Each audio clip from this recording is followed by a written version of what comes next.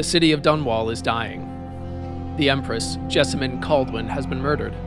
Her daughter Emily has been kidnapped. The rat plague has ripped through the population, killing thousands, and whole sections of the city have been abandoned, left to rot and drown. With the Empire teetering on the verge of collapse, left in the hands of conspirators and backstabbers, the sole hope for the future lies at the feet of the man who was imprisoned for killing the Empress, Corvo Attano. Take up your blade, Corvo. Avenge the Empress and cleanse the city of those who have defiled it. The outsider's eyes are upon you. Will you become a whirlwind of death and judgment? Or will you find some other way? This is Dishonored.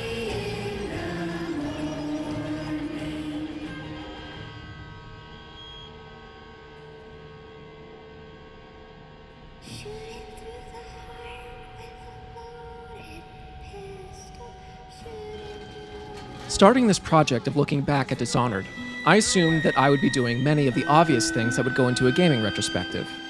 Now, the goal at the beginning was simple: revisit the first game in the series, which I had played close to its release 10 years ago, then move on to the sequel and experience it for the first time.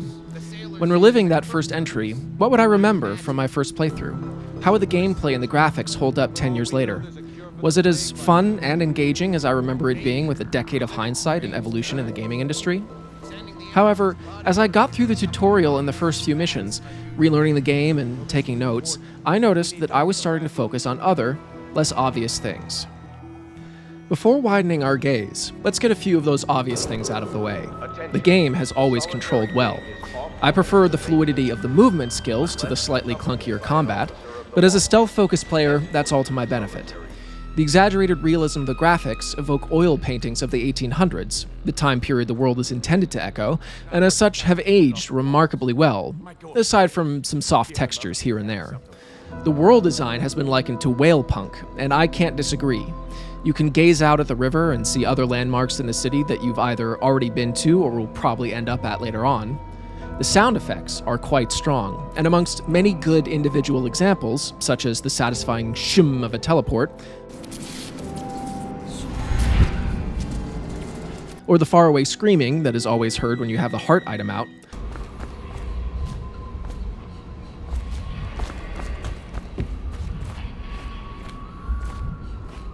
I've always been weirdly fond of the way enemies gurgle as you send them off to dream of the void.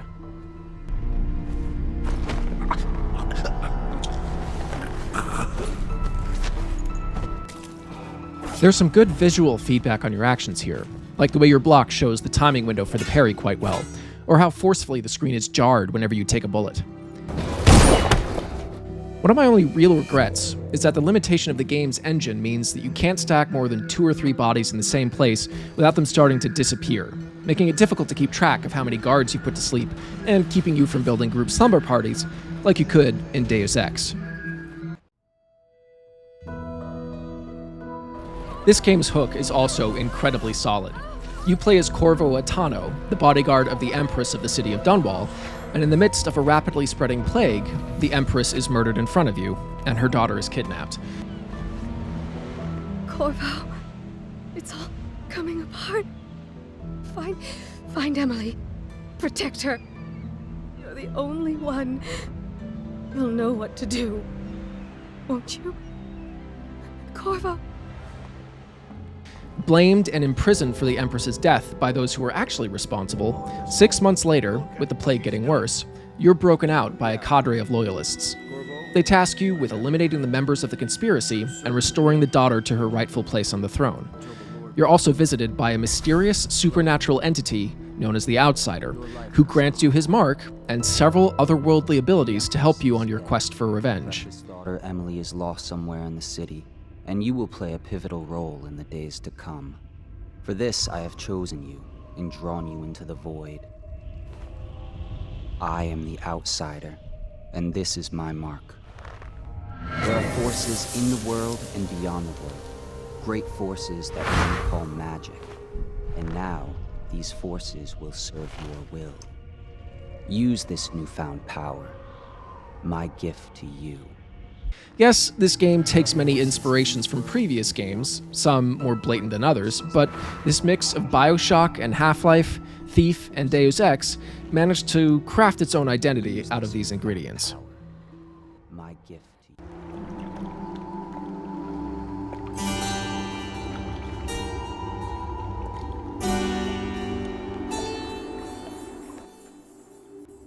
Dishonored does the player the compliment of rewarding those who are paying attention. On the whole, you are given the respect of a story and system that understands that actions have consequences. This is not always the case. There are a few tutorialized moments when it comes to the game's chaos system that are as subtle as a sledgehammer in ways that broke my immersion. The game actually pauses to tell you that killing more people will raise your chaos level and lead to more rat swarms, enemies, defenses, and a darker ending. It's this last announcement that I always had the most issues with. While being upfront about the ripple effects of your actions is laudable, the blunt pronouncement of the darker ending makes too obvious the outcome of said actions. The developers do seem to have a point of view on the morality of the actions you can take, but I wish they could have let people experience these consequences on their own terms. The reverberations of so many of your choices are presented deftly, in a naturalistic way. It made me wonder if this was an issue that came up during playtesting, and they went with the obvious signposting to make sure to catch as wide a range of players as possible. Occasional obvious signposting aside, Dishonored truly excels at world building. Even a cursory playthrough would present a player with a city in turmoil, a city that has rapidly descended into chaos, a city that might already be in the midst of its death throes. Just as with its painterly approach to the graphics, with just a few broad strokes you can see the despair that permeates Dunwall, the despair that has soaked into the woodwork, creeping up the walls like some strangling vine. Dishonored's world is harsh and cruel, and while there are a few oases of calm where the rot is kept at bay, the people inside are insulated by wealth and privilege, and these safe spaces feel temporary. Since you have first-hand knowledge of those who are suffering and dying outside their walls, there is a keen awareness of their hypocrisy. Another tactic that aids in world building is the scattering of breadcrumbs that hint at the wider world. Just as the original Star Wars did with its mentions of the Clone Wars and the Kessel Run, there are references in Dishonored that gesture toward events and locations that are never explored, but the way they're presented are enough to push the borders of Dunwall outwards. What was the Morley Rebellion, and why was it fought? The continent of Pandysia seems to be much larger than all the islands of the Empire put together on one of the few maps of the world you can find, but the only tales about the place speak of a land of madness and death. There's a city under Dunwall from a nation that existed 1,000 years ago. These drops of color are enough to spark the imagination, and even if the brain doesn't latch on to the questions these colors might provoke, they still subconsciously broaden the horizons of Dishonored's world. Your home base, the Hound Pit's pub, where the Loyalists hold court and dispatch you to cut the conspiracy's legs out from under it, also functions as a place of respite. Set in a part of the city long abandoned because of the plague, the pub and its surroundings serve as a good place to catch your breath between missions. You can also choose to interact with the Loyalists and their associates, upgrade your equipment, and run around without any fear of getting spotted by guards, which, for those going for stealth-focused playthroughs, is a very welcome respite from having to crouch all the time. Those who would enlist Corvo's help to put the Empress's daughter on the throne are not the cream of Dunwall's elite, like the members of the conspiracy. Instead, they are the almost elite. Farley Havelock is a former admiral. Trevor Pendleton is the third scion of a noble family. Teague Martin is an officer of the local religion. While they are helping you to restore the rightful ruler of the Empire, there's also a decided air of ambition to these men. In a game so concerned with power and the consequences of wielding it, it should come as no surprise that the possibilities of gaining power ends up revealing much about the Loyalists in the end. Another potent tool in the world-building box is the heart. Useful for gameplay and for learning about the people and places that surround you, the heart is one of the most fascinating pieces of equipment in an already creative game.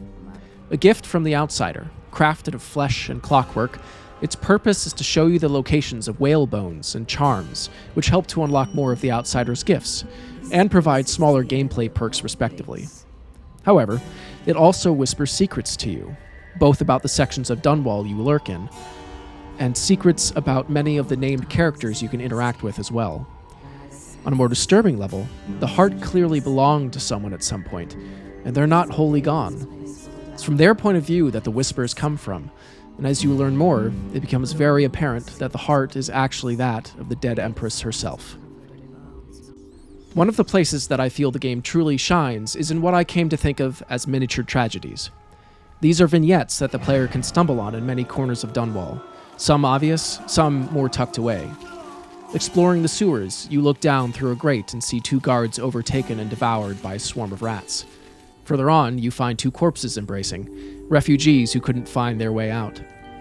Near the headquarters of the Abbey of the Everman, the local religion, you find a member's sister accused of witchcraft by overseers and about to be executed. You can overhear a maid convincing herself that she needs her job badly enough that if she's ordered to take her clothes off again, she'll do it. The end of a tram line, where the train opens to dump out a load of corpses into a pit filled with hundreds more. Some of these vignettes, like the accused sister, allow you to intervene if you so choose. Many more do not. There are so many of these scattered throughout your journey that they can threaten to make you numb to the horrors Dunwall is experiencing. And I believe that might have been somewhat intentional, to place you into the mindset of how many of the city's citizens must have been feeling after a year and a half of plague. Looking back from the viewpoint of 2021, it certainly didn't take as much prodding as it did in 2011.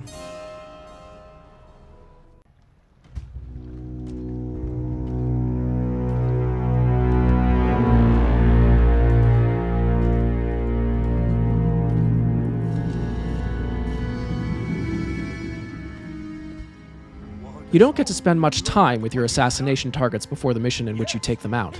And even then, you have to be paying attention to see some of their corners start to get filled in.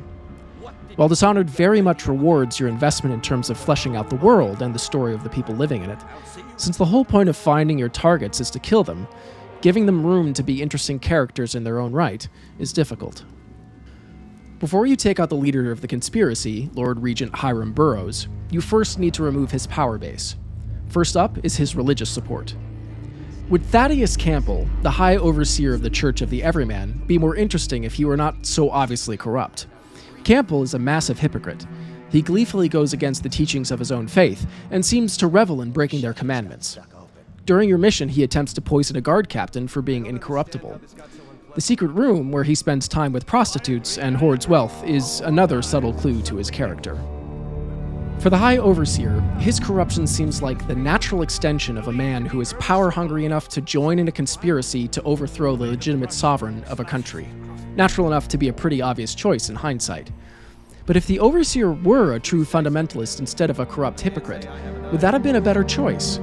It's one I've wrestled with, and in fact, it formed the first seeds of this video. The basic idea of a religious fanatic as an enemy seems on the surface to be inherently less interesting. Faith, vigilance, fire and brimstone, and likely little else. That would then beg the question of why such a man would have joined such a conspiracy.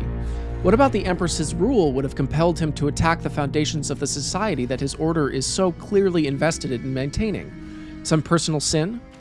Corvo's relationship with the Empress, and likely being the father of Emily, would have been a good angle to use here. Even his attempted poisoning of the sympathetic guard captain could have been left relatively intact, as he might not have rated pure enough for the new order the Overseer was attempting to create.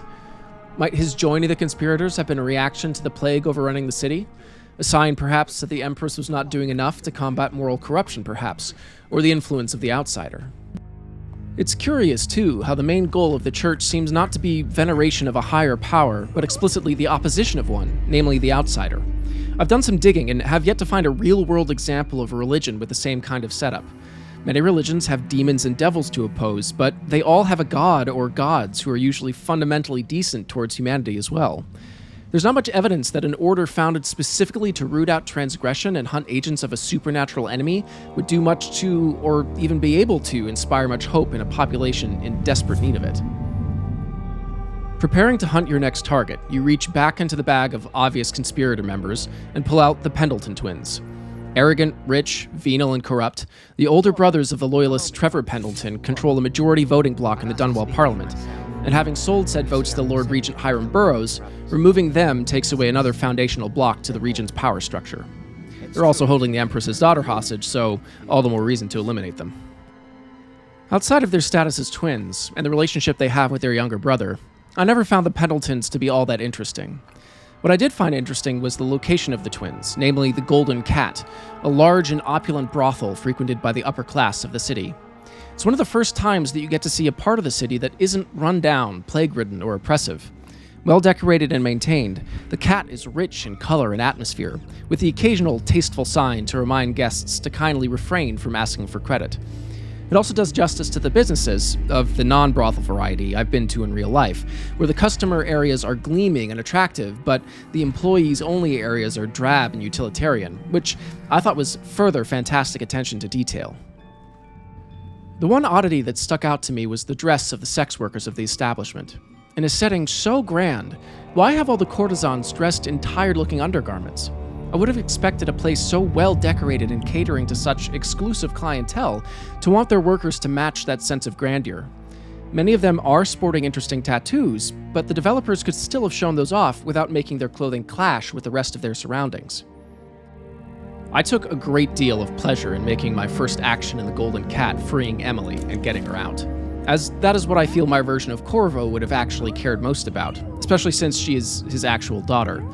This fact is not too difficult to uncover, and the picture she draws of you with the word daddy written in big bold letters on the top is one small clue among many others. The kidnapping of Anton Sokolov comes at just the right time in the game to break up the hunt down and eliminate mission objectives of the previous two levels. You still have to do essentially the same tracking down, and the end result of removing a key part of the Lord Regent's power structure is still the same. But you have to snatch him out of his own home, as opposed to killing him or being presented with another way to permanently remove him from the board. This is because he knows the identity of the Lord Regent's lover and main financier. Sokolov is interesting to me because he is presented in ways that could mark him as deserving of death as Corvo's other targets. Though a genius in almost any field he's put his mind to, his lack of ethics leads to pain and suffering for others as he creates new inventions, most of which are used solely to cause death and mayhem. He does create an elixir that protects against the rat plague, as well as serving as your main source of health, and he is working on developing a cure, but kidnapping citizens of Dunwall, caging them, and deliberately infecting them for his research is heinous. Still, that hardly distinguishes him as a monster in this cast of villains, and Sokolov is afforded his own wrinkles of character that might not inspire pity, but at least lend him some depth. His paintings, which you can find scattered throughout the city, are my favorite collectibles in the game, and I always thought that it was an enormous missed opportunity to not have them displayed at the Hound's Pit pub as you grow your collection. The fact that he despises the aristocracy that so clamors for his talents as an inventor and an artist is an interesting twist as well. Also like Corvo, he's an outsider, not from the city, and he is one of the few characters who is clearly rich, but not hereditarily so. Plus, the entire mission is set at sunset on a massive bridge crossing the river that divides the city, so the art direction of the level design is still very much on point. Lady Boyle is the target at the center of what is easily the most entertaining mission of the base game of Dishonored. Lady Boyle's last party sees you infiltrating the Boyle estate to remove the last cornerstone of the Lord Regent's conspiracy. The Boyles are throwing a grand masquerade ball, and if you manage to make it inside the estate and don't cause obvious trouble, you can move around the party freely, interacting with guests and servants in a way that you can't in most other missions. The big twist here is that the target could be any one of the three Boyle sisters, and the game randomizes which one it is with each playthrough. Here, too, is one of the game's best juxtapositions of the plight of the rest of the city, with the gilded cages the elite have constructed for themselves. The darkened city streets outside are filled only with watchmen and the grievously sick, and once you manage to get onto the estate's grounds, things look much more inviting. The overwhelming opulence on display that's waiting once you're inside is striking. Since it's a masquerade ball, and you've been sporting a rather distinctive face covering for each of your missions, nobody questions whether or not you belong at the party, although you will get some comments on your scandalous choice of disguise. You can even sign your real name in the guest book, although why the authorities don't at least have a reasonable suspicion that Corvo is the one that's been cutting through them like a scythe at this point, especially considering the members of the conspiracy didn't start disappearing until right after you escaped from prison, makes this potential act of hubris ring a bit false, while still being a wonderful narrative option. Mingling with guests, you begin to pick up clues as to which Boyle sister is wearing which particular shade of outfit, and an unsanctioned trip upstairs to the Boyles' bedrooms can further help you pinpoint exactly who it is you're looking for. Then, you merely need to decide how to remove her from the picture. Death, or perhaps something worse. Lord Regent Hiram Burroughs is the most straightforward villain in Dishonored. Leader of the conspiracy, former spy master, clinging to power as you chip away at his foundations bit by bit. Even his paranoia that's on full display in his level makes sense. At this point, with all of his allies dead or disappeared, how can he really expect to remain safe from this mysterious assassin, which again is just so obviously Corvo? The thing that fascinates me about Burroughs is what you can learn about his motivations for killing the Empress in the first place. If you track down a specific recording, you learn that the rat plague is actually his fault. You can hear rumblings earlier on that the plague didn't appear in the city by the docks, where any rat-borne foreign plague would almost certainly show up first. Instead, it appeared in the heart of the poorer districts of Dunwall, and this was exactly the Lord Regent's plan. Wipe out the poor, and the city becomes a better place. The Empress was actually only a side effect of the plan going wrong. With the possibility of discovery growing by the day, the plague beginning to ravage rich and poor alike, Burroughs made the decision to get rid of the Empress and take the reins of power for himself. In a game that's all about consequences and the wielding of power, this is an incredibly fitting motivation to discover.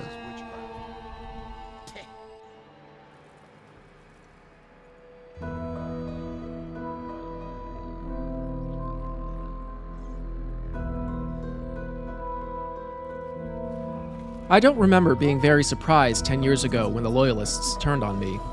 The mission to take down the Lord Regent had, frankly, been too easy, and the characterizations of your allies dropped a few too many red flags to feel completely at ease with them. Havelock talks and writes a little too often about the worries that he has around your level of influence with Emily when she takes the throne. As I left to dispose of the Lord Regent, I remember thinking distinctly of Havelock and the others stuck in the Hound Pit's pub, turning over and over in their minds the possibilities of the new era that was about to dawn once I was done with my mission. The taste of the power that was almost theirs on their lips, and the fear of losing what they imagined they were about to gain because of my continued presence.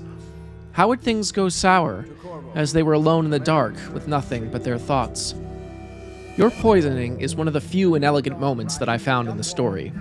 It's obviously necessary in terms of advancing the plot, but with all the foreshadowing you're given, it seems a shame that a man like Corvo, even if you play him as a blundering executioner, would fall to poison so easily. This does give the developers an excuse to use a popular trope, the late-game loss of equipment, and it leads into one of my other favorite levels in the game. The Flooded District is where a lot of world-building and story threads come together. Discovered unconscious by the Whalers, the gang that works for Dowd, aka the man who actually killed the Empress, you're relieved of your gear and thrown in a vat until you can be delivered to the new Lord Regent, Havelock. Dowd recognizes the outsider's mark on your hand and reveals that he has one too. He also cannot abide a mystery. I know a great deal, bodyguard. I recognize those marks on your hand. A gift from your friend. The one who talks to you in the dark. Talks to you when you visit his shrines. I visited those shrines too. And I know what it felt like to shove a blade into your Empress. But I don't know you. Who you are, and who you fight for. You're a mystery. And I can't allow that. I know the game needs to give you a way out of your new state of imprisonment, but here's another one of the few places where the freedom the game gives you works against it. If you've unlocked the power of possession, you can take control of one of the nearby rats and make your way out. But it's entirely possible that you do not possess this ability, and so the developers have to assume that you might have nothing more than Blink, the short-range teleport that you get for free at the start of the game. So with Dowd recognizing the mark on you, and the powers that implies, to put you in a box with so obvious an exit for those powers to make use of is inelegant at best.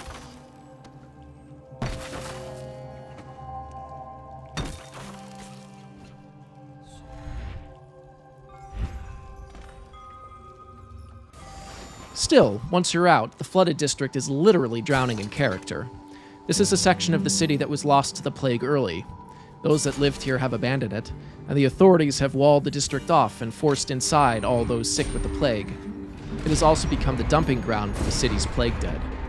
Even for Dishonored, this is a grim, eerie place. And since Dowd can share his powers with his followers, you're up against enemies that come close to matching you in your skills consistently for the first time. I'll talk about Dowd more in the next section, and for the DLC, but he also makes for one of the most compelling targets to track down. Finally, there's King Sparrow Island and the Loyalists. This is the mission that is the most affected by your chaos level. On the lowest end, the difficulty is almost non-existent once you're past the outer walls. The sky is overcast but not grim, and Havelock has already poisoned the rest of the Loyalists. He concedes victory without a fight. On High Chaos, there's a roaring storm. Your trusted boatman Samuel castigates you for all the lives you've taken and betrays your arrival to the guards. It's much harder to work your way inside. The Loyalists have all betrayed each other, and you end up in a confrontation with Havelock where he tries to throw Emily off the top of the tower. I appreciate all of these touches as a way to show the fallout of your choices, but having the final mission be a cakewalk if you're on low chaos is to me satisfying only from a storytelling perspective. Even the addition of 1 or 2 more objectives to complete, 1 or 2 more obstacles to overcome while keeping the guard presence the same, would have gone a ways towards balancing out the experience for both types of players. Either way, your work is done, and a new ruler will sit on the throne of Dunwall. Now that we've gone through the story and talked about all of your targets, it's time to discuss the fate of each conspirator you hunt down, and the central decisions you get to make and what that fate will be.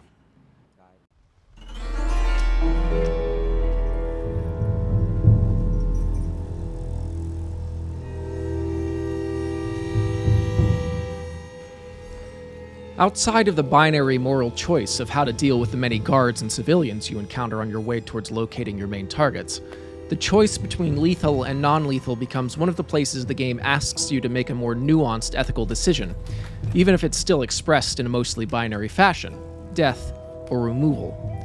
For many people, I'm sure the end was simple. Each member of the conspiracy was cut down by Corvo's blade. I have friends who played the game and went out of their way to end everyone they could see. With only a light amount of digging, however, it becomes apparent that for each target that you are assigned, there is a non-lethal method of removing them from the picture. In a game where the primary moral arbitration is your decision to wield violence, it would be easy to picture the non-lethal options you uncover being easily the morally superior choice. I'm not sure the answer is so simple as that. There's a strain of ironic, or seemingly fitting punishments running through these options. For High Overseer Campbell, as you start your infiltration of his compound, you learn of something called the Heretic's Brand, and if you look for more information, you find that it is a punishment only used on members of the Abbey, and one so marked is forever cast out of society, and all citizens are forbidden from offering them any aid or shelter. The brand itself is a nasty piece of work. It goes on the face so that all will know of your sins, and it's chemically treated so that you don't even need to heat it in order to use it on an offender. If you use it on Campbell, even if you've made it obvious that you're running about causing chaos, he's thrown out just as protocol demands with no questions asked. Announcements during your next mission make it clear that marking him has done its job, and several levels later you can find him desperately sick with the plague in the flooded district, and sure to die within days. A note next to his location contains his last sane words, and instead of expressing any sort of remorse, he rails against the loss of his status and flings a last curse against you into the void. A grim, but understandable end for a man who has caused so much suffering? It's pretty easy to agree with that assessment, especially since the developers leave a note explicitly showing how he stays true to his inner wickedness to the end. As you go after other targets, I find this poetic suffering to take on a less righteous tinge. The Pendleton twins are subject to their own ironic reversal of fortune. Accept a side mission from local gangster Slackjaw to find the combination for a safe he's eager to crack, and he'll offer to disappear the twins. You don't find out the consequences of said disappearance until after it's already occurred. The Pendleton family owns a silver mine, you see, and you can hear the heart whisper to you that men are regularly worked to death in this mine. Slackjaw, he's taken the brothers and is going to cut out their tongues, shave their heads, and put them to work in the mine that's been so lucrative for their family. Again, karmic justice is readily apparent. A fate that the brothers had doled out to others, presumably on many occasions, would now be visited on them. Presumably all of their slaves don't get their tongues cut out, but that removal would go a long way towards ensuring that they have less of a chance to escape their fates. Trevor leaves a note for you if you spare their lives in this way. He writes that it's easier for him, knowing they're not dead and that he might meet them again someday. This note almost makes it feel like an extra pat on the back from the developers, their way of saying that this choice is their preferred one, or a way to assuage any potential misgivings over inadvertently sentencing the twins to mutilation and a life of hard labor. Even 10 years ago, I was put off by the non-lethal option for getting rid of Lady Boyle.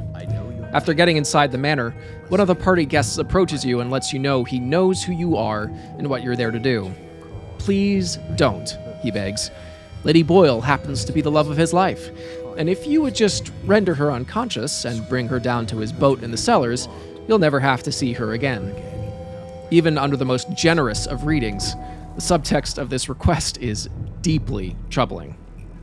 Like Trevor with his 2 older brothers, you receive a note from one of the remaining Boyle sisters after you spare the one that you got rid of, thanking you for not killing her. This really feels like an attempt at a get-out-of-moral-quandary-free card by the developers.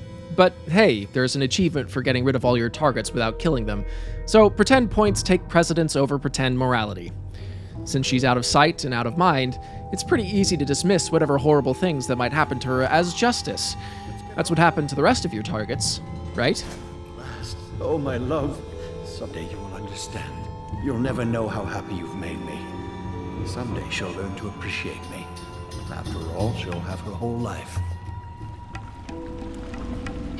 The choice you're presented with for taking out the Lord Regent is the one out of all the other less than lethal options you're given that truly strikes me as justice. There's still a healthy dose of being hoisted by one's own petard here, which I appreciate.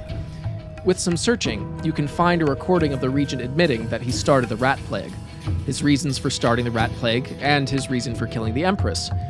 Convenient, absolutely, but getting to play the recording for the entire building to hear, and then watching him get dragged out by his own guards is immensely satisfying.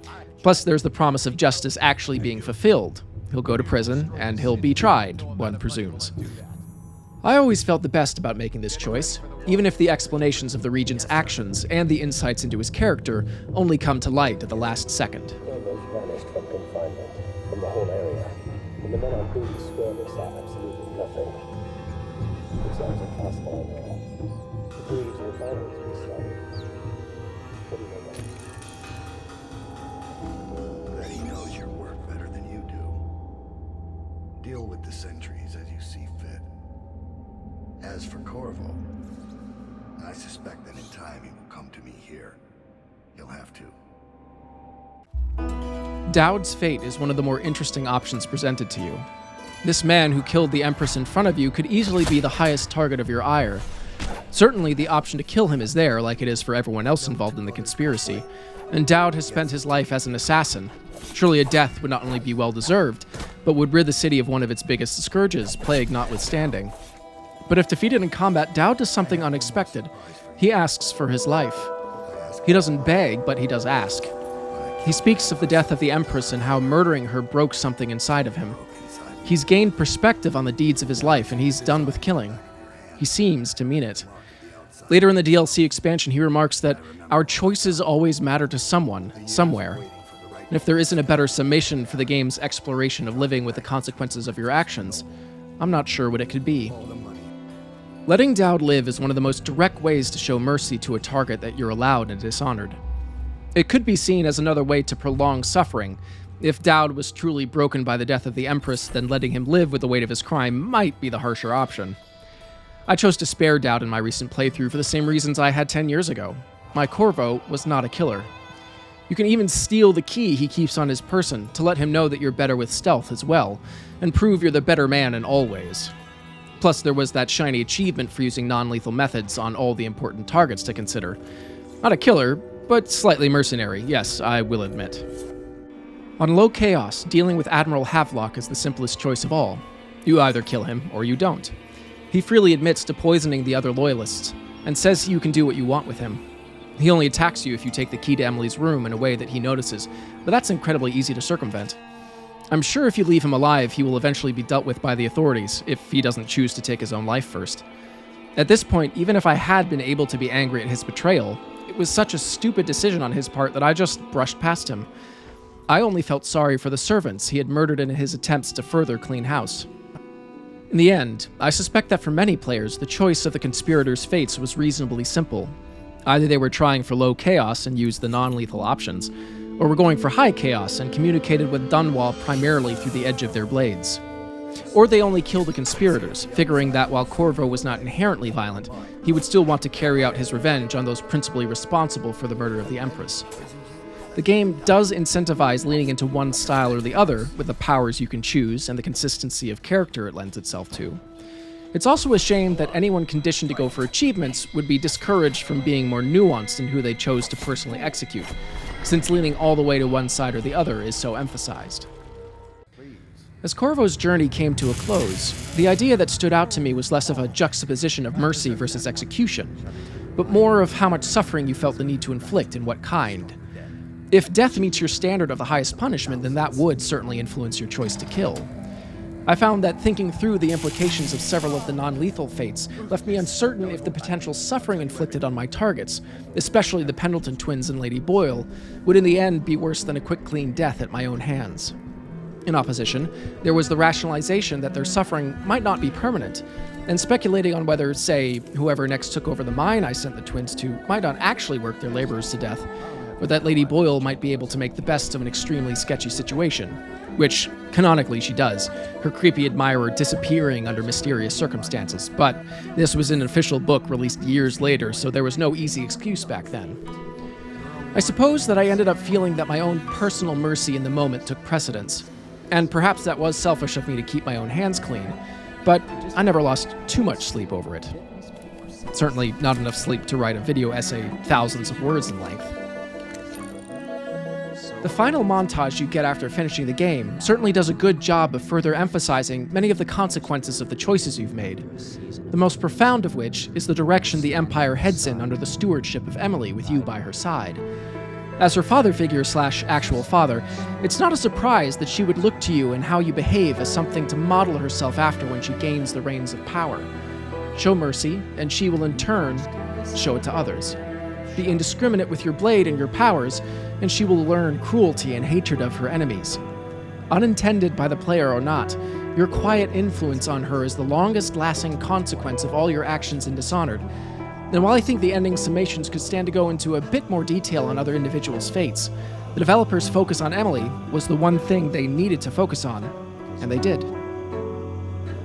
With Corvo's story complete for now, let's take a closer look at the expansions for the game and Dowd, the man who murdered the Empress.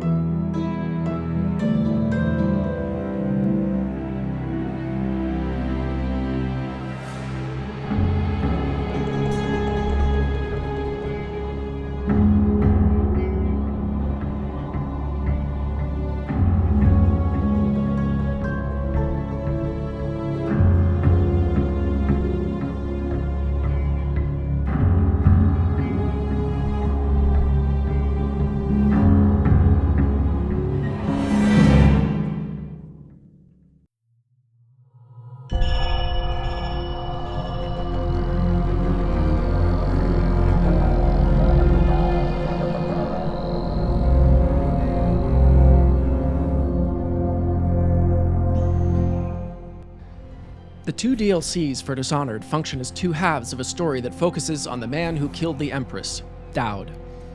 This is a fascinating choice, because if players care enough about the game to play the extra content, then they probably also would have formed a reasonably strong opinion about the man. This is especially true considering that you get to decide his fate in the base game, sparing or killing him. It also makes it fascinating because the entire story of the extra content takes place concurrently with the story of the main game. This means that the developers ideally would be able to craft something that tells its own story well, while also possibly reflecting on the events Corvo was experiencing at the same time. There would also have to be consideration for the choices Corvo could be making, which means that they couldn't easily carry over most of the characters you could meet from his story, as there was always the chance that Corvo could have met them first and stabbed them. One of the immediate attractions of playing a man like Dowd is that he has a history. Even if he was a silent protagonist like Corvo, which thankfully he is not, we would still have the framing device of his assassination of the Empress and our encounter with him at the culmination of the Flooded District level near the end of the base game. So while Corvo is a blank slate that can be easily filled up with whatever motives the player wishes for completing his missions, Dowd's path is sharply colored by the knowledge that he is a killer. Not just any killer either, this is the Knife of Dunwall, one of the deadliest and most feared men in all the Empire. The setup for making a high or low chaos playthrough of his DLC is also well considered. You might expect that because of Dowd's path and history, a high chaos run would be only natural, but the murder of the Empress and the subsequent collapse of the city has shaken Dowd to his core. The chance to decide if this makes him change his ways or recommit to his previous methods adds a welcome layer of complexity to the man. While the main story of Dishonored focused on bringing down a corrupt regime, the side story of the DLC is instead focused on a mystery presented by the outsider. Dowd, my old friend. It's been a long while, but you've got my interest again. How the years pass and the bodies fall. Did you know that there are only 8 like you in the world, bearing my mark? I'm here because you're right. The Empress was different. This time, you can't just fade away into the shadows. There will be consequences. Your story is close to ending, and even you can't escape it. But what ending will you make for yourself? I'm here to give you one last gift, Dowd. It's a mystery. One that starts with a name. Delilah. Who is Delilah? This is not as immediate of a hook as Revenge, but it provides enough of a thread to pull on that, when paired with the intrigue of playing as Dowd, I was eager to dive into this tale. Dowd has a slightly different set of supernatural abilities available to him, and the ones that aren't just echoes of Corvo's kit are all centered around his empowered allies, who he is able to summon to aid him in assassinations and combat. In these skills, we see that someone gifted with the Outsider's mark is able to share some of their power with those who follow them, and there will be a curious mirror of Dowd's ability to share his gifts in the second part of the DLC. The most interesting gameplay addition to this side story is the favor system. Since Dowd runs a ring of assassins, he's able to spend some coin before each mission to purchase favors that can make his job easier, such as disabling security systems in advance, or placing whalebone charms in safe locations, which increase Dowd's powers, just like they did Corvo's. I think the addition of favors is a fantastic idea, as it truly drives home that Dowd has a highly competent network of associates at his beck and call, and that extra bit of consideration you're given before you start each mission imparts the sense of a master of his craft carefully considering his options, instead of just diving into each situation more or less blind. In addition to Dowd being an established character with his own voice, he is accompanied on each mission of the first DLC by his right-hand assassin, Billy Lurk. She is both one of the best parts of this first half, and one of its main disappointments for me. She's a well-written character, and her interactions with Dowd are some of the best exchanges in any part of Dishonored. But because she becomes the focal point of the final moments of the first half, devs robbed themselves of the chance to continue the good character interactions into the second part of the expansion. Like the lack of challenge of King Sparrow Island in Low Chaos, I found it to be a compelling narrative decision that ended up being a detriment to your moment-to-moment gameplay experience. Billy and Dowd speak to each other at the start of each mission, and she will sporadically pop up over the course of each level to comment on your current situation, or fill in more details about where you are. The impression that I got of Billy was favorable. She and Dowd clearly have a close working familiarity with each other, and she actively comments on your newfound willingness to refrain from taking life, or your recommitment to getting the job done through whatever means necessary. This commentary is a much better way of reminding the player that their actions will be noted, and will have consequences compared to the immersion-breaking signposts that the developers felt were necessary at the start of the base game. It's too bad that the developers didn't find this more organic way to impart this information to their player base earlier. It's also a shame, since most players of the Knife of Dunwall will almost certainly have played the main game first, and likely would have assumed that the chaos system being incorporated into this extra content would mean that here too, their choices would matter. The final mission of the Knife of Dunwall has you returning to the Flooded District, and deals with the culmination of your actions so far. but the first and second missions offer two competing looks at how the tension between rich and poor has been worked to the breaking point as a result of the plague, while also filling in more details about Dunwall and its society.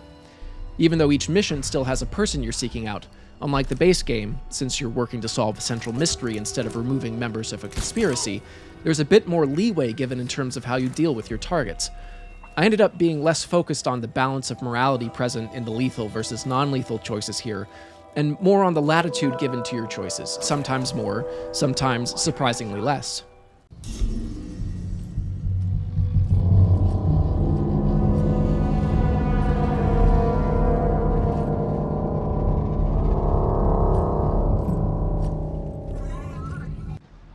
In A Captain of Industry, Dowd must infiltrate the Rothwild slaughterhouse, whose owner keeps a ship named Delilah as part of his whaling fleet. A tenuous lead, but since Dowd still cannot abide a mystery, he's keen to follow up on even this threadbare clue. The main complication is that there's a workers' strike, one that's been stirred up by a revolutionary firebrand who seems to have the workers' best interests at heart. There's more than good enough reason to strike, too. Rothwild's slaughterhouse is a grim, imposing, and blood-stained building, and clearly a brutal place to work, reflecting the attitudes of its owner. In addition to the dangers of simply working at the slaughterhouse, there's stories of men unable to get the song of the dying whales out of their heads, and it follows them into their sleep. More immediately threatening, there's an interrogation chair set up next to an electric generator, and it's clear that many workers have been put in that chair and tortured until they've signed a list pledging not to engage in any union-forming activities. This is also the first place that you get to see a living, or rather dying, whale. If you've paid attention to the details so far, it's clear that the whales in Dishonored are very different from their counterparts in our world. You'll also know that the whale oil these leviathans produce is responsible for the technological boom that Dunwall is currently experiencing, as well as the ascendancy of its empire. The whales are intimated to be not only incredibly intelligent, but supernatural beings who have families and exist in the real world and the void at the same time. This last fact is from the developers. While not present in the mission itself, Anton Sokolov has been using the whales at the slaughterhouse for his research, and had horribly discovered that keeping the whales alive and in perpetual torment allowed for a greater harvest of oil. The creature that you encounter is clearly in pain, and I'm glad the option to put it out of its misery was available. In addition to the trussed-up whale, Rothwild also has the main instigator of the strike tied up in his office, with plans to interrogate and torture her. Her name is Abigail Ames, and she adds an interesting wrinkle to the strike. Some of the strikers you meet describe her as a firebrand and having won the loyalty of her fellow workers, but you can discover that she's actually an agent for a nobleman who owns a competing factory who wants Rothwild out of the way and his workers for himself. To me, this further underscores that while the workers are being courageous for standing up for better conditions, they're still being used as catspaws in a larger game that they can't see. It's an effective way of showing how the deck is continuously stacked against the lower classes in Dunwall. It also makes some of the choices you can make somewhat more complicated as well. Dowd needs information on Delilah, and he can get it from either Rothwild or Abigail. Rothwild needs persuasion to talk, which can be provided by his own interrogation chair. With Abigail, you can either treat her to the same, or agree to her request to blow up the factory. The environmentalist in me certainly felt that this was the more moral choice, as it would prevent any more whales from being tortured to death there. Unfortunately, it's clearly a high chaos action, and the fact that many workers would likely get caught in the explosion, and those who didn't would likely soon be working in the factory owned by Abigail's boss, meant that I opted not to. The lure of fake gaming points was just too strong. Since Rothwild is only important as a potential source of information, rather than a target in need of dispatch, you're given a bit more leeway in how you can dispose of him. There's running him through, of course, although if you do that before interrogating him, you're locked into dealing with Abigail one way or another for the information you need. You can lock him in his own electric chair and let him stew, or you can locate a shipping crate bound for the Northern Islands and nail him inside. He'll survive the journey, but will likely be quite the worse for wear once he comes out the other side. My favorite discovery was during one run where I left him unconscious in his office with Abigail while I went to do some more exploring. I come back, and was equally exasperated and pleased that the obvious had occurred.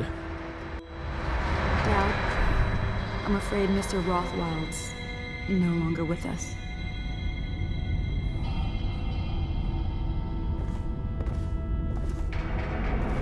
Maybe you were too rough on him. had a bad heart. Whichever way you choose to get the information you need, you learn that the ship Delilah was formerly owned by a barrister named Timsh, and is actually named after a painter who had enthralled him. Still not much to go on, but definitely better than just the name the outsider gave you. After a quick detour to rescue Billy Lurk, who has been cornered and depowered by your old friends, the Overseers, it's off to the legal district. As you leave, Billy thanks you for the rescue and will also comment on how you handled the Rothwild situation. It's almost as if she's gauging you for weakness. I'm still trying to figure out why you let the Empress's bodyguard go. And now Rothwild's snug in a box. What's got into you?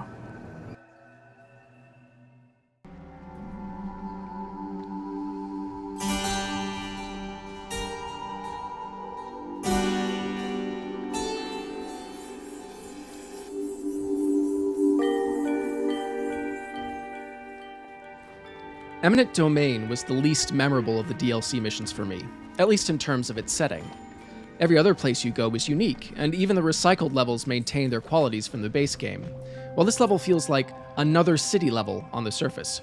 It certainly didn't drop enough in quality that I would call it bad by any stretch, but the only things I remember taking from it were the ways that it added layers of verticality throughout that were only somewhat present in the base game, your first real interaction with Delilah, and for providing one of the nastiest examples of corruption in any part of Dishonored, Barrister Arnold Timsh.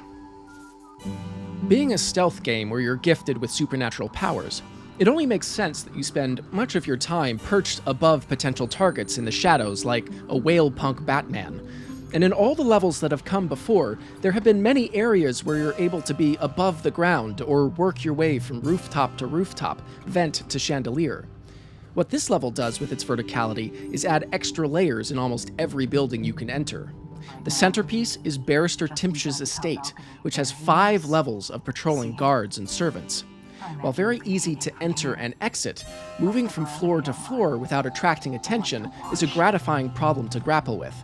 Nowhere else in the game was I more glad that Dowd's version of Blink stops time as you prepare to use it, which gave me much needed time to plan my route from cover to cover. Your contact for the mission is Timsh's niece, who, once saved from some gang members, tasks you with eliminating her uncle and bringing her his will. She promises to pay you and tell you all she knows about Delilah in return. Moving through the rest of the level, you begin to piece together what kind of a man Timsh is, and his corruption is almost comical in its excess. He's been appointed by the Lord Regent, who at this point in the DLC is still in power, although Corvo has begun closing in, as the one in charge of seizing the property of those affected by the plague. This far into Dishonored, it should come as no surprise that Timsh has been abusing his power, seizing the homes of people who are free of the plague, and distributing his ill-gotten gains amongst his friends and allies. Paired with a writ from the Lord Regent that protects his own estate from seizure, this has given him almost carte blanche to ransack what remains of a dying city. Adding to his inhumanity, Timsh is also denying his mother medical treatments that would restore her sanity, and seems to be pressuring one of the maids into a physical relationship. The reason his niece hates him is that he's keeping her inheritance and refuses to release it to her. You have to give the writers credit for finding so many different ways to make the man detestable. If a good man had been given Timsh's power and responsibilities, it might have been tempting to abuse them. For a man like Timsh, abuse of power is probably just one of the inherent perks of the job, a whim he can enact whenever it strikes him. Even if I were set on sticking my blade through as many throats as possible in a run-through, I'd find it difficult not to make the effort to go the non-lethal route for Timsh. Swap out his writ of immunity with a forged note from the Lord Regent ordering his estate to be seized, then burn a bag of offal in the basement furnace to attract the attention of some visiting soldiers, and Timsh will be arrested, hoisted out of his home very firmly by his own petard. As a final point of interest, this mission is where Dowd finally gets some concrete information about Delilah. You can see some of her paintings in Timsh's estate, which are strikingly different from the Sokolov portraits that a player would be used to at this point. There's also a statue on the top floor that has special properties, which firmly establish that Delilah has supernatural powers, which means she will be a formidable opponent, even for one such as Dowd. Who are you? I understand your curiosity. I'm strange. I was a baker's apprentice in Dunwall Tower. A friend to Jessamine when we were girls. Then afterward, I made my name as a painter. Now, I'm obviously something much greater. I hope that satisfies you. Because you won't get more. I ought to just kill you. But I'm going to give you a warning for the sake of my sisters. Who were very impressed with you once upon a time. Stay away from me. There are great changes coming, and I'll expect you not to interfere. I have influence in places you won't expect. But as for Arnold Timsh, do what you want. I won't hold a grudge. I'm done with him. Is that who you were looking for? Well, she's a bit of a bitch. And the artwork's hopeless. I know you have your reasons. Talking to Timsh's niece after bringing her the will only confirms this, but you do finally get a clue to Delilah's abode, the Brigmore Manor. Just like at the end of the last mission, Billy Lurk will comment on how you handled Timsh, and with that, you head home towards the flooded district. Timsh is ruined. He'll rot in Coldridge prison if they don't send him to the flooded district. It's poetic, I suppose. Maybe I was wrong about you, Dad.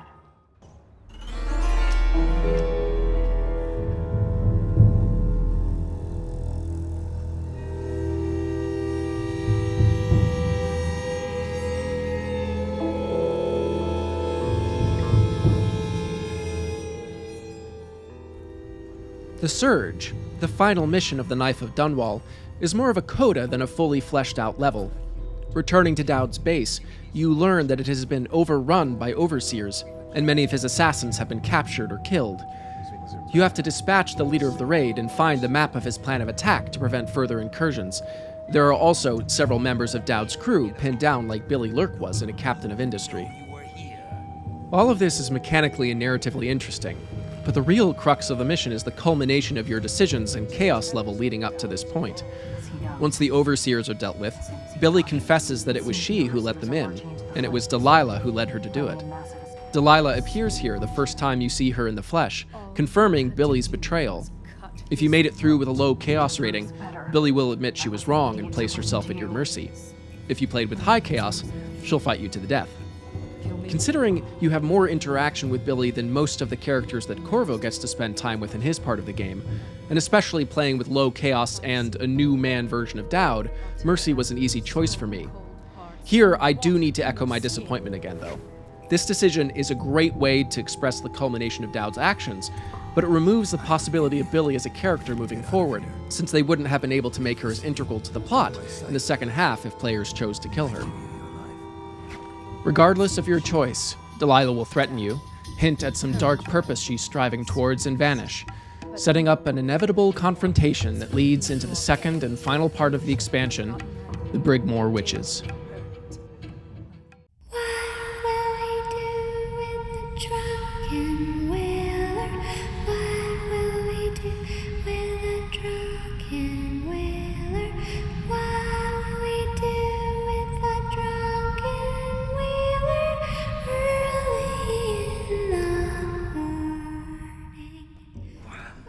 Dowd needs a ship. A simple premise, but one with many complications brewing under the surface. With Dunwall awash with plague, river traffic is strictly controlled, and for a journey out to Brigmore Manor, a simple boat such as the one that Samuel ferried Corvo around in simply won't do. He needs a craft that can slip past whatever blockade might be arrayed against him. This means he must turn to the leader of the gang that owns the waterways, the Dead Eels. A further complication? The leader of the Dead Eels, Lizzie Stride, has been arrested and thrown into prison. It seems a rescue mission is in order. Oh, and Dowd has been having nightmares about dueling Corvo.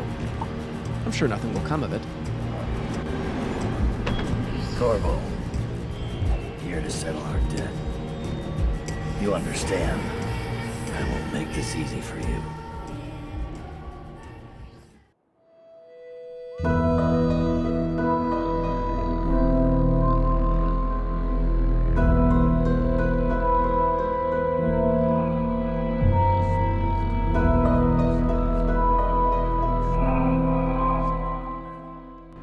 The Stay of Execution for Lizzie is the second of 2 repeated levels from the base game, but your return to what was Corvo's introduction to Dishonored's stealth mechanics becomes a bit more than Dowd's return to the Flooded District.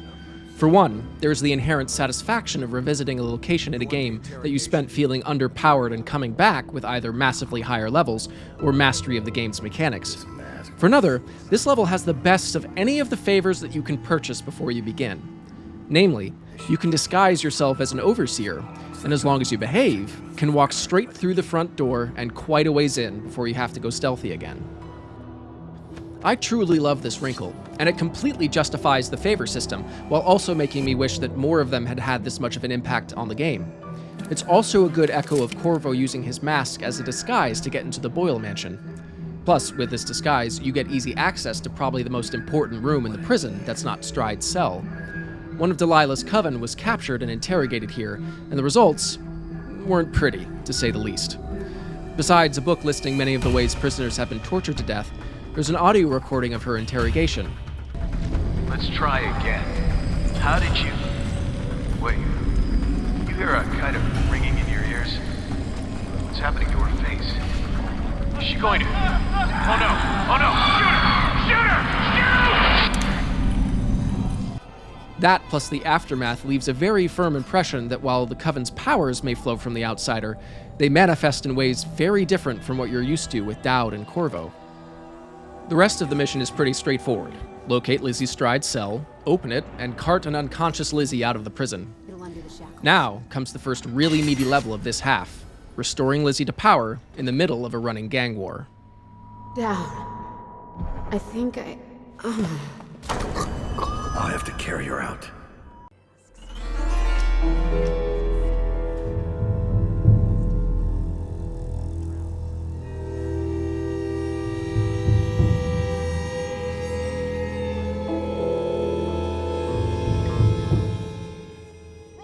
The Dead Eels, named after Lizzie's gang, has the most crisscrossing threads of any prior mission. The most obvious thing that helps this sense of chaos is the running battle between the Dead Eels and the Hatters, a rival gang that is trying to move in on the Eels' territory in Lizzie's absence. The fact that the headquarters of both groups is so close to each other smacks of video game convenience, but I'll allow it for the active hostilities you're able to witness playing out below your feet. Going for a no-kill run as I was, the fact that so many bodies were dropping always put me a little on edge, like the game would hold me responsible for the actions of their own programmers, but fortunately, that ended up not being the case. While the gang fight is one half of the mechanically interesting part of this level, the other is how you can eventually turn both gangs neutral towards you. Lizzie is reasonably easy to reinstate, as the boat where her usurper hides is pretty small, and has a convenient hole in the bottom. One quick knifing or forced nap time later, and she's back in power and feeling generous.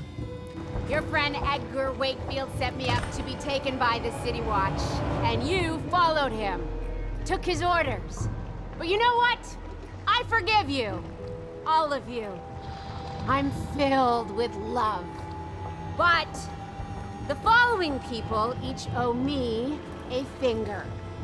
Logan, Douglas, Bang Bang, Ferris, Pigface, the Bakers, and Annabelle. Shit. 2 from you, Annabelle. Have a good night. This keeps the remaining Eels from trying to run you through on sight from then on. Since the recoupening, reverse coup,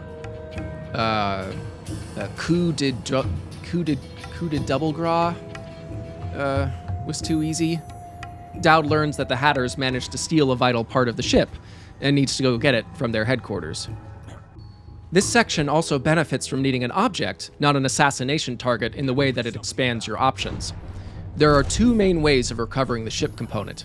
You can either deal with the leader of the Hatters, the Geezer, or the person who's actually in charge, his nurse. It seems the nurse has been artificially keeping the Geezer alive and running the gang in his stead. The nurse needs you to get their water wheel working again. The Geezer just needs you to end his suffering by killing him. Always more complications. At this point, this prolonged fetch quest, doing a thing to get you the thing that you need to fix the thing that lets you get to the thing where you need to do the thing, Really smacks of the designers stretching out time before getting to the final confrontation, but I'll allow it here seeing as it's really the only time they pull this on you. Seeing as the geezer is being kept in a state of pain and helplessness, and his underling is the one keeping him in that state for his own gain, my first instinct would be to help the geezer make a graceful exit. The problem here is that the nurse has the Hatter's headquarters rigged so that if the geezer goes, toxic gas floods in and kills everyone else, except the nurse who has the antidote. It's not just gang members in the building either. Many day laborers are employed to work in their mill. Now, here's one of the few instances where I thought the game was being a little restrictive. There's no way to off the geezer without killing everyone else. If your decision to kill the geezer is based on expediency, I could easily understand being alright with letting everyone else perish. But if your moral compass is anything like mine, there's no way that even ending the suffering of an old man would be worth killing a building's worth of innocents. I found myself surprised that there was no way to circumvent this, no way to shut off the gas or redirect it to some other area. I found myself thinking of another game from around the same time in one of my favorites of that generation, Deus Ex: Human Revolution. Both games are immersive sims, sometimes known as 0451 games. This means that there are many similarities between the two, especially in giving players many different options to deal with its varied objectives. Spoilers for another 10-year-old game, but when faced with a room full of people about to be gassed and forced to choose which group will survive, it also seems like whatever you choose, there will be people who die. If players have been paying very close attention, however, there's a third option that can be found that saves everyone. Obviously, not every real-life problem will always have an out like this, but the fact that the option was there, and hidden the way that it was, gave me a deep appreciation for Human Revolution's respect for the aggressive drive to problem-solve many of their players would have. Perhaps it was my high expectations from Deus Ex, or from the rest of Dishonored, but the omission of this one small option rankled me. Gutting the geezer, not a viable option to keep chaos low. Dowd has to venture into the waterways to fulfill the nurse's request to get the water wheel working. Making this deal with the nurse turns the Hatters neutral, which means that for the rest of the level, as long as you're not actively trying to murder them, both sides of the gang war will leave you alone. Here in the sewers, you get your first taste of Delilah's coven as actual enemies to vie against, including an admittedly easy-to-see-through Wounded Gazelle Gambit. Restore the water wheel, get threatened by one more statue of Delilah, and you can finally return to the boat to head upstream. Dowd. Lurk told me you wouldn't give up, even as she knelt before me and gave me all your secrets. I know what you're doing, Dowd. I know what that mark on your hand is, just like the one on mine. I know everything you can do, and it won't matter. 4 of us chosen, but history will only remember one. Delilah. If they remember any of us. There's a final distraction where some witches attack the boat directly, and lacking prescience to predict it, there went many a player's attempts to go through the entire DLC not being seen, leading to plenty of reloads, I'm sure. So at last, to Brigmore Manor, Delilah's coven, and Delilah herself. They know you're coming, but Dowd has to see this through. After all, he still cannot abide a mystery. The outsider knows. I cannot abide a mystery.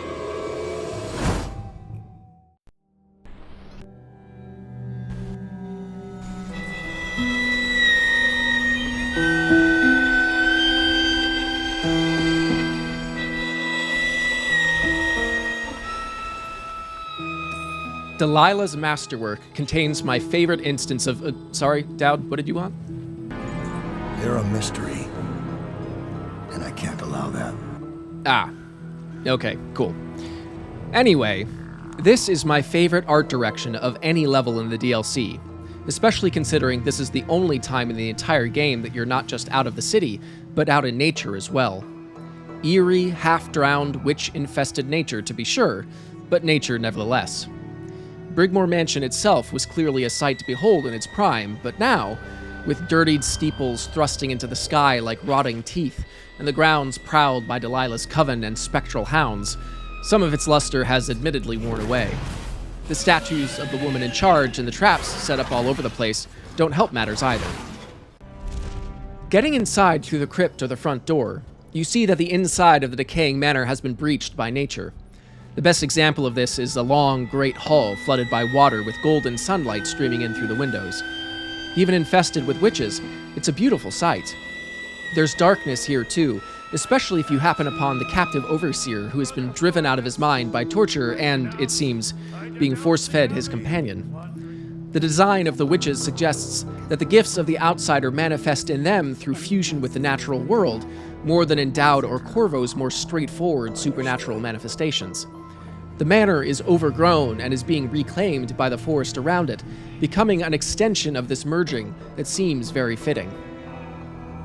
At some point in your exploration of the manor or its grounds, Dowd finally discovers what exactly Delilah has planned. A great spell is to be cast, a mighty ritual that will allow Delilah to possess the young empress to be Emily Kaldwin. A brilliant plan, really. Why bother with a coup when you can simply be the rightful ruler? Especially since by this point Corvo has already cut the knees out from under the Lord Regent and is about to end his short-lived regime. To stop her, Dowd must follow her into the void, have one final chat with the outsider, and end the ritual. Yes, you can kill Delilah here, and it certainly puts a hard stop to her threat, and very likely does away with the threat of her entire coven, since their powers stem from her. But just as Corvo had the chance to prove he was the better man to Dowd by sparing his life, or simply lifting his key from him and moving on like a ghost, swapping out Delilah's paintings while she's in the middle of the ritual without being seen is one final mwah of ironic dispatch. The fact that in her last moment she realizes who got her is the cherry on top. It is complete. I am... What's happening? This is all wrong! What am I becoming? Outsider's blood? Is this some trick? No!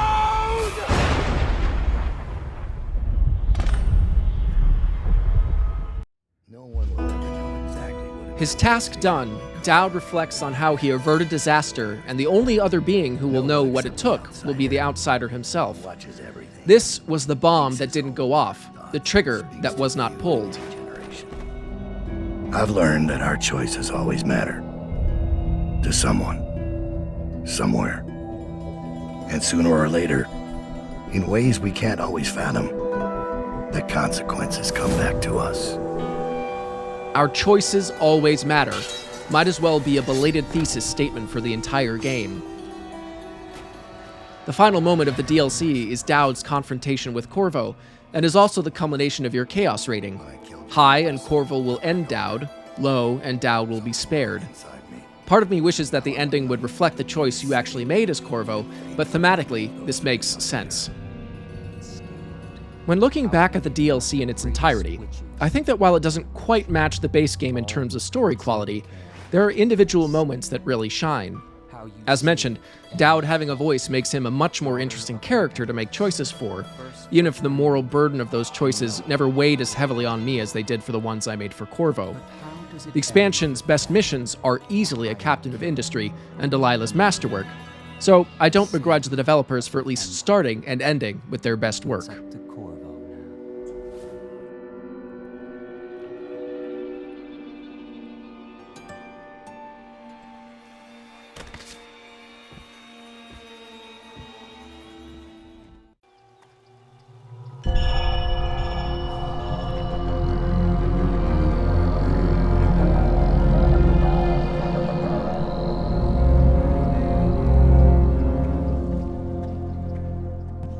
So that was Dishonored. Before starting this project, I had good memories of my first playthrough a decade ago. This time, I think I actually enjoyed it more. The fact that so much of it holds up to today's standards mechanically was a very pleasant surprise, and many of the nitpicks I had can be laid at the restraints of the technology of the time. The story itself remained reasonably straightforward, but the thematic underpinnings, along with the moral and ethical dilemmas that are presented to you in the service of the story, were a fascinating tableau to return to. World building remains one of the game's strongest assets, and the way that the world reacts to your choices is still, to me, its crowning achievement. While you may not have the breadth of choices that some other games might offer you, like choosing what faction to side with, like Fallout New Vegas, or the ability to talk your way out of conflict like in Deus Ex, the freedom that you do have here to craft your version of Corvo and Dowd is still intensely gratifying. Dishonored was more than worth it to return to, and I'm glad that I made that choice. Outsider knows, in the end, it's our choices that define us, and how we deal with the consequences of those choices that shape our lives. Get out of here. Leave the city. Leave my sight, Ellie. I give you your life.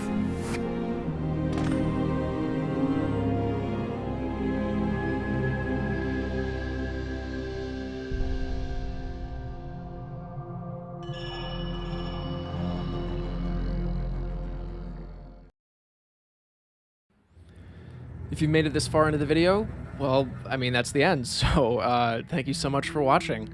I'm really proud of how this video came together, and hope you enjoyed the finished product. Thank you to Judas Salieri, the artist whose work that you've seen in my thumbnail and a few other sections of this video. I think he's done some amazing work, and I'll link his info below. I'd love to hear in the comments about what sort of things that you remember from Dishonored. And if you'd like me to move directly on to doing Dishonored 2, I will set the bar reasonably low, let's say 100 likes, and I will make that my next video, although I do have some ideas for some other things that I'd like to do for October. Thanks again for watching, and I will see you in the next one.